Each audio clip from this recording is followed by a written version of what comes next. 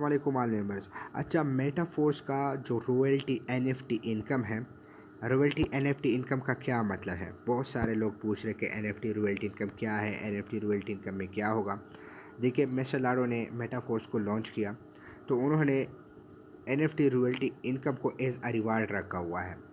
انہوں نے کہا ہے کہ اگر کوئی condition number 1 and condition number 2 کو کوالیفائی کر جاتا ہے تو ان کو این ایف ٹی رویلٹی انکم آئے گی۔ اب این ایف ٹی رویلٹی انکم کتنی ہوگی؟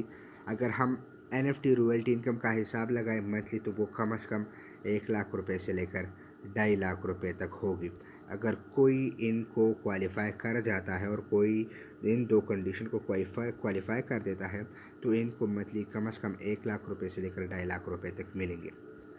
اگر اسی طرح ہم نے ان کے اندر اور ورکنگ کی تو ہمیں صرف 2 سے 1,00,000 روپے سے لے کر 2.5 لاکھ روپے تک نہیں بلکہ اور بھی زیادہ مل سکتے ہیں، کیونکہ این ایف ٹی رویلٹی انکم کا صرف لیول 1 نہیں ہے۔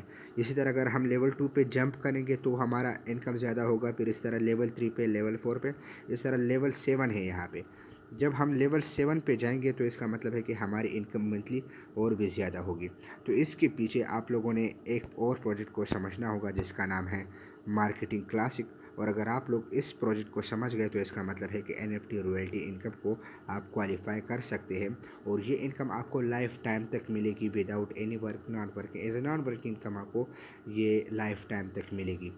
اور اگر ہم یہاں پہ لیول 1 پہ بھی ہو تو کم از کم وہ 1,00,000 روپے سے لے کر 2.5 لاکھ روپے تک ہے، تو یہ پاکستانی بہت زیادہ ہے، ٹھیک ہے، بہت زیادہ ہے۔